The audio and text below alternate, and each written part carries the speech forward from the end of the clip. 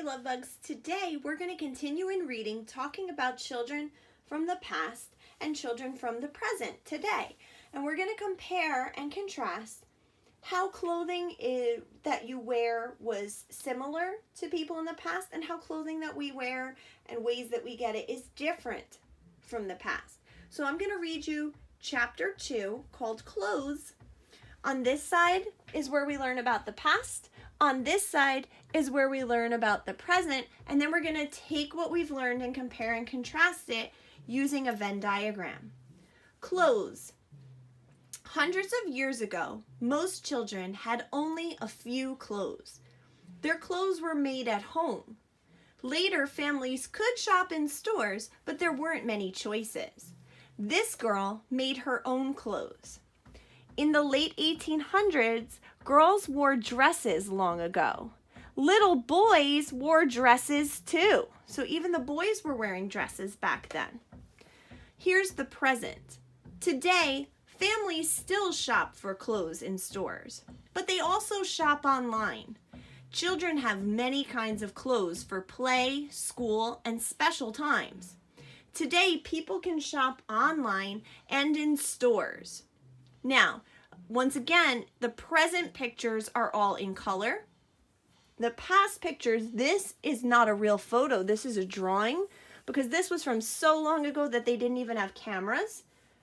In the bottom, the pictures are black and white because remember, long ago they didn't have color photos.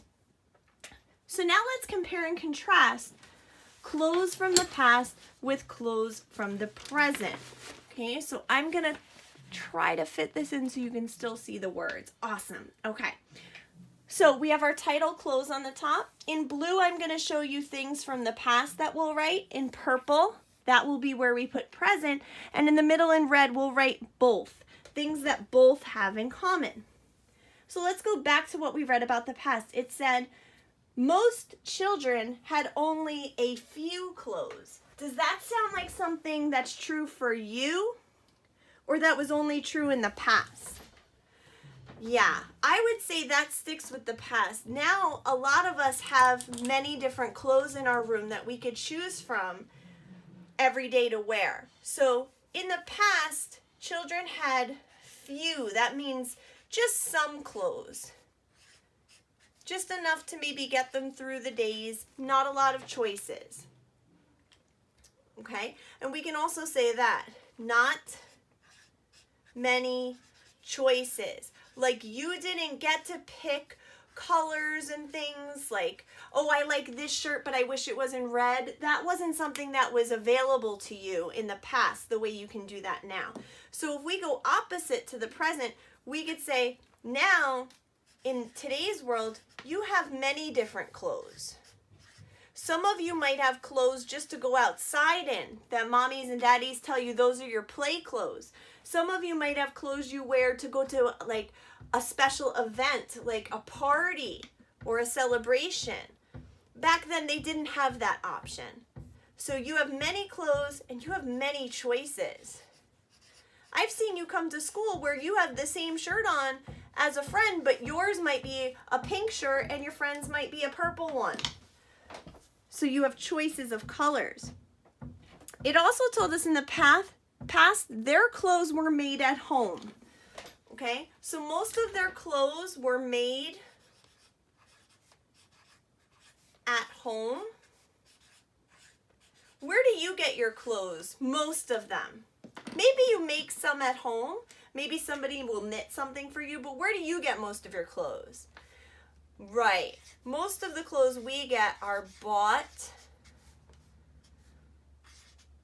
at a store, or something we have also that they didn't have back then, bought at a store or online. Maybe your families order it on the computer and the clothes get delivered to your house, right? That is definitely something new. What are some things we have in common though? Right, so one thing we have in common is we all wear clothes, right? Clothes. So we both wear, right, we both wear clothes. I'll make a little line.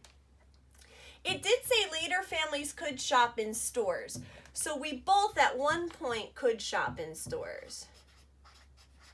Shop in stores. Is there anything else you can think of that we have in common? I'm going to look back 1 second. People can shop online and in stores. The girl made her own clothes. Little boys wore dresses too. And sometimes today, like, you know, everybody wears their own style. But I think that's the main thing we had in common. We wear clothes and we shop in stores, and they eventually got to shop in stores. They just didn't have as many choices. So reviewing, in the past, there were few clothes to pick from. But you in the present have many clothes that you can pick what you want to wear each day. When you did go to a store, there weren't many choices in the past. But in today's world, there are many choices for clothes that you can pick from. Most of the clothes in the past were made at home, but you in the present, you can buy yours at a store, or you might go online and your family might order you stuff and it'll show up at your doorstep. Things we have in common, we both wear clothes, just like they did in the past, and we both were able to shop at stores at some point. Love Bugs, thank you for reading with me today about clothes from the past and the present. The next time we get together, we're going to talk about schools and how schools were different in the past from what we have in schools today, and then things you have in common with schools. We'll see you soon, guys.